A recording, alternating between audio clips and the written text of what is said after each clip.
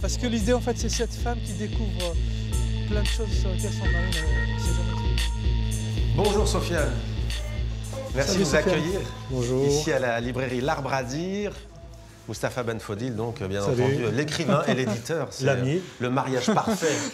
Merci Sofiane Hajjaj de nous accueillir ici à la librairie L'Arbre à dire, que vous avez fondée il y a 1 an. Il y a 1 an, exactement. Vous êtes aussi le fondateur avec Selma Helal de la maison d'édition Barzakh, bien connue désormais en France, notamment grâce à Maghreb Orient Express, puisqu'on vous suit maintenant depuis très longtemps. Vous êtes né en 2000. Pourquoi Barzakh? Pourquoi entre deux quoi? Alors moi, personnellement, je ne suis pas né en 2000, je suis un peu plus vieux que ça. J'aurais bien aimé avoir 18 ans. La maison d'édition, oui, le Barzakh. C'est un terme qui, à la base, on le trouve dans le Coran, oui. Qu'on trouve beaucoup dans la littérature mystique musulmane. Mais au-delà de ça, c'est un terme qui désigne l'entre-deux, plus globalement. L'entre-deux, ce qui est entre deux. Entre la nuit et le jour, entre la mer et la terre, etc. Et donc, pour nous, quand on a fondé cette maison d'édition, on trouvait que c'était un terme assez beau, poétique, d'une part, et d'autre part, il signifie l'entre-deux. Pourquoi? Parce qu'on est attaché à la littérature, à la fiction. Et Moustapha Benfodil est un de nos premiers auteurs, on l'a publié en septembre 2000, il y a 18 ans. Et l'entre-deux, c'est la littérature qui serait entre deux types de discours qui tiennent un peu en otage la vie sociale, la vie politique algérienne, mais même partout, c'est valable partout dans le monde, le discours politique d'une part et le discours religieux. Et entre ces deux types de discours qui sont des discours unilatéraux, univoques, qui sont toujours dans le manichéisme, le blanc ou le noir, on se dit que la littérature, l'imaginaire, la fiction, ça apporte de la complexité, de la nuance. Elle montre que c'est beaucoup moins simple que ça, beaucoup moins manichéen. Voilà. Vous avez prononcé le mot fiction, justement, Moustapha Benfodil. On va parler de votre nouveau roman, Body Writing, Vie et mort de Karim Fatimi, écrivain 1968-2014. Alors, ce personnage, donc, il est astrophysicien, il meurt à Bollorine et... Que va-t-il se passer là? Eh bien, son épouse va décider d'en savoir un peu plus. Voilà, c'est-à-dire avec ce que la police va repêcher, il y a un journal, donc elle le voit tous les jours écrire, mais il y avait une espèce de code implicite qui voudrait qu'elle ne lise pas ce qu'il écrit. C'est un peu le principe même du journal. Sauf que là, il y a un basculement, c'est-à-dire elle va pas résister à la tentation de lire les premières lignes qui sont empêchées dans ce carnet. Et dans un deuxième temps, elle va se mettre carrément à écrire sur ce journal. C'est-à-dire une espèce de chat métaphysique qui va s'installer. Et le travail de deux, il va devenir pour le coup très compliqué et complexe.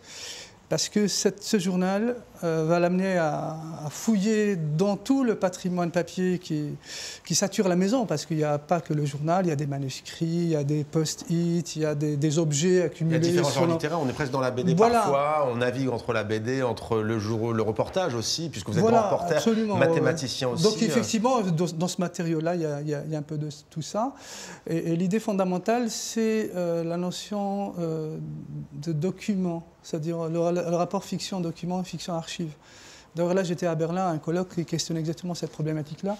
Est-ce qu'un roman peut être considéré comme le témoin d'une époque ou un document d'une époque?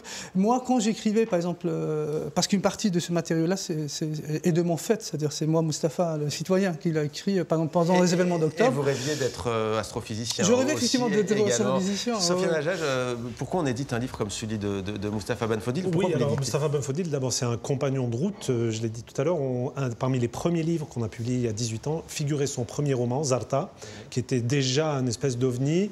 Il apporte quelque chose de totalement singulier dans la littérature algérienne, je crois qu'il est seul, cette manière un peu chaotique, mais pas au sens péjoratif du terme.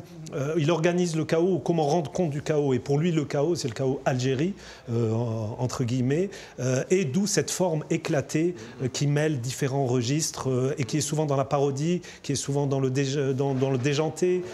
C'est assez fascinant, parce qu'on est effectivement... l'extravagant. Voilà, on est là-dedans. Body writing, effectivement, on est dans la peau d'un livre quasiment, avec tous les risques que ça comporte. On peut finir brûlé, on peut finir déchiré, on peut finir dans différents états. Alors, les portraits Hajar Bali, Kamel Daoud, Sadek Aïssat, il y a aussi Maïssa Bey, que l'on rencontrera tout à l'heure, un peu plus tard. Aïssa Djebar également, comment ne pas la nommer. Merci. Une question, Moustapha Fodil, sur les maisons d'édition sans lesquelles les livres n'existeraient pas et les écrivains ne pourraient pas travailler. 19 n'ont tout de même pas pu participer à ce salon du livre en raison notamment de la crise analyse économique. C'est pas évident d'avoir un stand aussi là. Que représente pour vous Barzac, qui existe depuis maintenant 18 ans, depuis l'an 2000? C'est ma famille littéraire. J'existe grâce à Balzac. C'est-à-dire, moi, j'écrivais depuis tout petit, et c'est un peu le sens aussi de body writing. C'est un travail, un processus qui a commencé il y a très très longtemps. Mais sans les processus de production et de diffusion, on n'existe pas, tout simplement. Et Balzac, justement, ce sont eux qui ont fait que mon premier roman, Zarta en l'occurrence, existe, et ça continue jusqu'à body writing. Donc, s'il n'y a pas, je pense, cette prise de risque-là, de miser sur, entre guillemets, un créneau, au départ, on me disait, mais les gens ne lisent pas, la littérature papier est en déclin, les gens sont, surtout aujourd'hui, on parle plus de smartphones, de technologie, tout ça. Et donc, je pense que Balzac, ils ont beaucoup de mérite en ce sens qu'ils ont accompagné énormément d'écritures qui ont exploré des territoires aussi différents que l'univers d'un Kamel Daoud ou d'un Morad Jebel ou d'un Salim Bachi ou d'un Mahdi Acharchour ou Jaha Jarbali ou Maïsabé. Je pense que sur énormément de bonnes choses qu'on lit aujourd'hui, Balzac est pour 90%. Merci beaucoup Moustapha Ben Fodil. Merci à vous également de nous avoir accueillis ici. Sofiane Hajjaj dans cette très